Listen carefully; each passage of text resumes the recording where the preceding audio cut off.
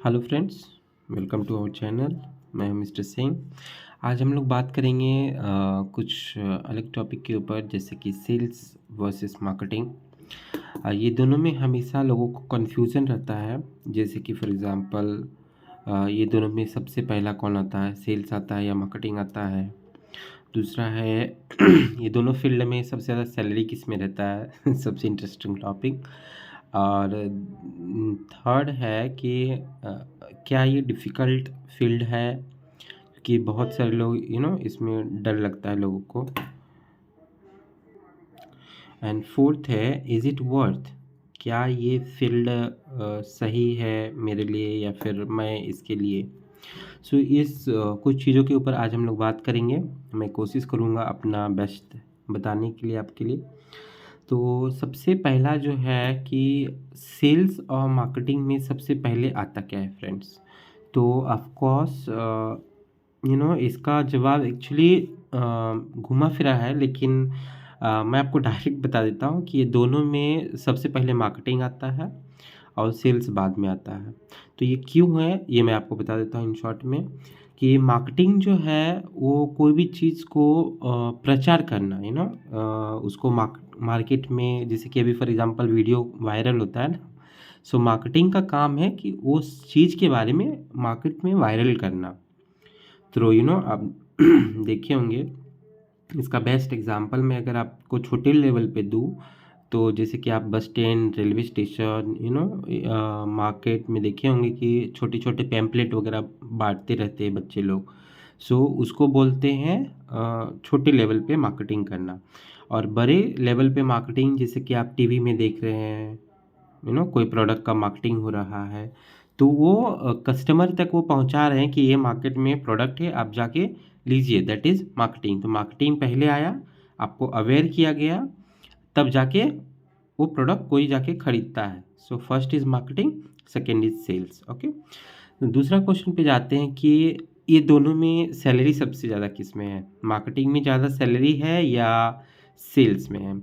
तो इसका भी आंसर वैसा ही है फ्रेंड्स, थोड़ा कॉम्प्लिकेटेड है, लेकिन इन वन वर्ड में अगर मैं बोलूँ तो ऑफ कोर्स सेल्स में ज़्यादा है। क्योंकि देखिए, मार्केटिंग का काम है अवेयरनेस देना, मार्केट में प्रोडक्ट को अवेयर कराना कि ये प्रोडक्ट है। बट सेल्स जो ऐसा चीज़ है कि अगर समझिए वो कोई प्रोडक्ट का सेल्स नहीं हो रहा है, तो मार्केटिंग करके तो कोई फ़ायदा नहीं है, राइट। तो सेल्स में सैलरी ज़्यादा क्यों है, क्योंकि इसमें कमीशन रहता है सेल्स के ऊपर, फिर बोनस रहता है। सो जिसकी वजह से सेल्स लाइन में ज़्यादा सैलरी होता है as compare to marketing. Third है, क्या ये टफ है।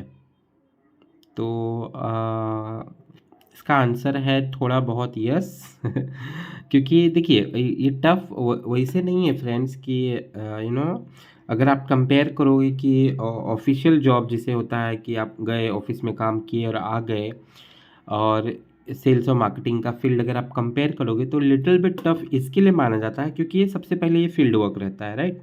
आपको वो मार्केट में जाना पड़ता है, लोगों से मिलना पड़ता है, सेल्स वॉल्यूम बढ़ाना पड़ता है, मार्केटिंग के बारे में बताना पड़ता है। सो दैट इज़ उस तरह से ये थोड़ा डिफ़िकल्ट होता है। लेकिन उसके फ़ायदे भी होते हैं, वो मीन्स फोर्थ पॉइंट में हम लोग कवर करेंगे। इज़ इट वर्थ, या फिर ये फील्ड में जाना क्या मेरे लिए सही होगा या नहीं होगा। तो इसके बारे में मैं यही बताऊंगा फ्रेंड्स कि देखिए, अगर आप कोई ऑफिस का जॉब कर रहे हैं जहाँ पे आपका प्रोफाइल फिक्स है, आप का सैलरी फिक्स है, लाइक सपोज आपका सैलरी 25,000 है या 50,000 है, दैट इज़ योर फिक्स्ड, हर महीने आपको उतना मिलेगा ही मिलेगा, राइट। इसमें कोई मतलब चेंजेस नहीं है। लेकिन मार्केटिंग और सेल्स फील्ड में क्या होता है कि यहाँ पे सिंस आप सेल्स को बढ़ा रहे हैं, आपके हाथ में वो पकड़ है कि आप सेल को बढ़ा सकते हैं, घटा सकते हैं। तो जिसकी वजह से आप कंपनी आपको अच्छा खासा कमीशन प्रोवाइड करती है, ताकि उनका सेल्स जो है वो बढ़ा रहे और उनका सेल्स कंटिन्यू रहे। जैसे कि फॉर एग्ज़ाम्पल आपको अगर सपोज़ मार्केटिंग या सेल्स के बंदे को अगर सैलरी 25 है फॉर एग्ज़ाम्पल, या फिर 30 है, तो मार्केटिंग और सेल्स में इतना कमीशन मिलता है फ्रेंड्स, कि आप आपका सैलरी डबल कर सकते हैं, इतना मतलब चांस रहता है। स्पेशली मैंने देखा है अल्कोहल, जो शराब की जो कंपनियां होती है उसमें बहुत ज़्यादा कमीशन मिलता है।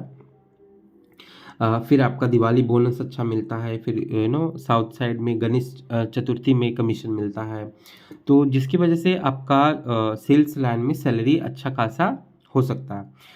अब इसमें सबसे इम्पोर्टेंट जो चीज़ मैं बताना चाहता हूँ आप दोनों मीन्स आप लोगों को, कि मार्केटिंग और सेल्स में मतलब कैसे चूज़ करें, मेरे लायक है या नहीं, इसको कैसे फाइंड आउट करें इजीली। तो देखिए फ्रेंड्स, अगर आप आपका रिलेशन बिल्डिंग किसी से मतलब मिलना-जुलना, बात करना, अगर आप इसमें ज़्यादा कन्वीनिएंट होते हैं, ईज़िली आप कर पाते हैं, तो आप मार्केटिंग फ़ील्ड के लिए मतलब एलिजिबल है। लेकिन सबसे इम्पोर्टेंट चीज़, अगर आप रिज़ल्ट ओरिएंटेड है, जैसे कि आपको अगर टारगेट दिया गया कि ये महीने आपको 5 लाख करना है, नेक्स्ट मंथ 10 लाख करना, तो ये अगर आप अचीव कर पाते हैं हर महीने, आपके अंदर वो गोल ओरिएंटेड पर्सन है, रिज़ल्ट ओरिएंटेड पर्सन है, दैट इज़ मोस्ट इम्पोर्टेंट, कि अगर आपके अंदर वो खूबी है कि आप हमेशा रिज़ल्ट के पीछे भागते हैं, तो आप सेल्स के लाइन में जाइए फ्रेंड्स, आप बहुत ही अच्छा अपना ग्रोथ कर सकते हैं। और ये सेल्स लाइन में क्यों जाना है, सबसे इम्पोर्टेंट जो चीज़ मैं आपको बताना चाहता हूँ, एक तो आपको बता ही दिया हूँ कि सैलरी आपका बहुत ज़्यादा आप बढ़ा सकते हैं through commission, bonus and all. देखिए फ्रेंड्स, इसमें कैसा है ना कि अगर आप टारगेट लेके चलते हैं अपने जीवन में कि मैं 5 साल बहुत ही तगड़ा मेहनत करूँगा, जिसकी वजह से मुझे सैलरी अच्छा खासा मिलेगा और 5 साल के बाद मैं एक हाई पोस्ट पे जाऊँगा, जहाँ पे मैनेजरियल लेवल पे रहूँगा या फिर टॉप लेवल पे जाऊँगा। जिसके बाद आपका सैलरी भी लगभग अच्छा खासा रहेगा और आप मतलब आपके ऊपर डायरेक्ट वो बर्डन नहीं रहेगी, लेकिन इनडायरेक्टली आपको सेल्स और मार्केटिंग लाइन में हमेशा ही ये टारगेट रहेगा ही रहेगा। तो मैं यही बताना चाहता हूँ कि आप अगर रिज़ल्ट फ़ोकस है तो सेल्स में जाइए। आप कन्वीनियंस पावर आपके अंदर ज़्यादा है, कन्वीनियंस पावर ज़्यादा है, तो आप मार्केटिंग फ़ील्ड में जा सकते हैं फ्रेंड्स। तो आज के लिए हम लोग यही 4 पॉइंट को कवर करेंगे, अगले टॉपिक के साथ मिलेंगे नेक्स्ट वीडियो में। सो इसमें अगर आपको कुछ कहीं कन्फ्यूज़न है, कुछ कोई टॉपिक में डिटेल में थोड़ा कुछ पूछना है तो आप कमेंट करिए, मैं उसके ऊपर नेक्स्ट वीडियो में या कोशिश करूँगा आपको बताने के लिए, या फिर कमेंट का मैं रिप्लाई करने की कोशिश ज़रूर करूँगा फ्रेंड्स। सो इसी के साथ thank you very much. Video को प्लीज़ लाइक करिएगा, सब्सक्राइब करिएगा और शेयर करिएगा। Bye bye.